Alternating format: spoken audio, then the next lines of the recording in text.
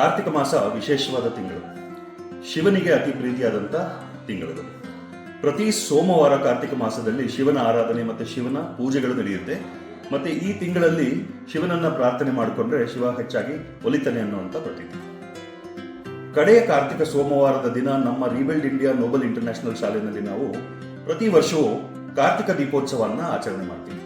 ಅಂದರೆ ನಮ್ಮ ಶಾಲೆಯ ಎಲ್ಲ ಸಿಬ್ಬಂದಿ, ಟೀಚರ್ಸು, ಶಿಕ್ಷಕೇತರ ಸಿಬ್ಬಂದಿ, ಪೇರೆಂಟ್ಸ್, ಸ್ಟೂಡೆಂಟ್ಸ್ ಎಲ್ಲರೂ ಒಟ್ಟಾಗಿ ಸೇರಿ ಸಾವಿರಾರು ದೀಪಗಳನ್ನು ಹಚ್ಚಿ ಎಲ್ಲರೂ ಒಟ್ಟಾಗಿ ಪ್ರಾರ್ಥನೆ ಮಾಡ್ತೀವಿ.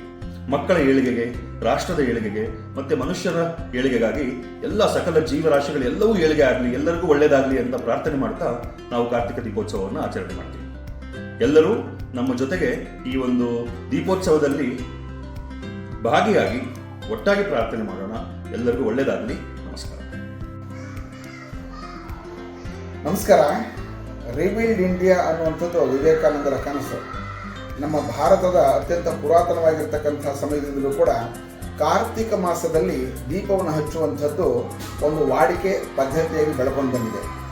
ಸಾಮಾನ್ಯವಾಗಿ ಶ್ರಾವಣ ಶನಿವಾರ ವಿಶೇಷ, ಕಾರ್ತಿಕ ಸೋಮವಾರ ವಿಶೇಷ. ಅದರಲ್ಲೂ ಇವತ್ತು ಕಡೆಯ ಕಾರ್ತಿಕ ಸೋಮವಾರ. ಈ ಒಂದು ಸಮಯದಲ್ಲಿ ಕತ್ತಲು ಜಾಸ್ತಿ ಆಗ್ತಾ ಹೋಗುತ್ತೆ. ಸಂಕ್ರಾಂತಿ ಬರುವ ತನಕ ಈ ಕತ್ತಲೆ ಇರುತ್ತೆ. ಹಾಗೆ ಹಿಂದಿನ ಕಾಲಗಳಲ್ಲಿ ಈ ಕರೆಂಟು ಇತ್ಯಾದಿಗಳು ಇಲ್ಲದೆ ಇದ್ದಾಗ ಸಾಯಂಕಾಲದ ಸಮಯದಲ್ಲಿ ಬೀದಿಯಲ್ಲಿ ಓಡಾಡೋರಿಗೆ ಅನುಕೂಲ ಆಗಲಿ ಅಂತ ಹೇಳಿ ಈ ಒಂದು ದೀಪಗಳನ್ನು ಹಚ್ತಾ ಇದ್ರು. ಅದ್ರ ಜೊತೆಗೆ ಧಾರ್ಮಿಕವಾಗಿರುವಂತಹ ನಂಬಿಕೆ ಕೂಡ ಇದೆ. ಯಾವಾಗಲೂ ಕತ್ತಲೆ ಅನ್ನುವಂಥದ್ದು, ಡಾರ್ಕ್ನೆಸ್ಸು, ಅದು ಒಂದು ಅಶುಭ ಅಥವಾ ಅದು ನೆಗೆಟಿವಿಟಿ. ಅಲ್ಲಿಂದ ಪಾಸಿಟಿವಿಟಿಗೆ, ಒಂದು ಸಕಾರಾತ್ಮಕ ಚಿಂತನೆಗೆ ಹೋಗಬೇಕಾದ್ರೆ ಬೆಳಕನ್ನು ನಾವು ಆರಾಧನೆ ಮಾಡ್ತೀವಿ.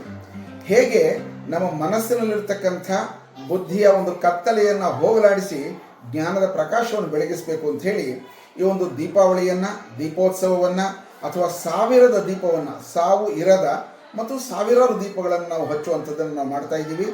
ಈ ಸಮಯದಲ್ಲಿ ಇಡೀ ಭಾರತವನ್ನು ಬೆಳಗಬೇಕು. ನಮ್ಮ ವಿದ್ಯಾರ್ಥಿಗಳು ಜ್ಞಾನದ ಮೂಲಕ ಇಡೀ ಪ್ರಪಂಚವನ್ನು ಆಳಬೇಕು.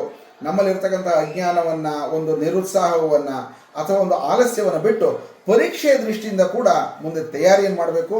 ಅದಕ್ಕೆ ಭಗವಂತನ ಅನುಗ್ರಹ ಇರಲಿ ಅಂತ ಹೇಳಿ ನಾನು ಎಲ್ಲರಲ್ಲಿ ಪ್ರಾರ್ಥನೆ ಮಾಡ್ಕೊಳ್ತಾ ಇದ್ದೀನಿ. ನಮಸ್ಕಾರ.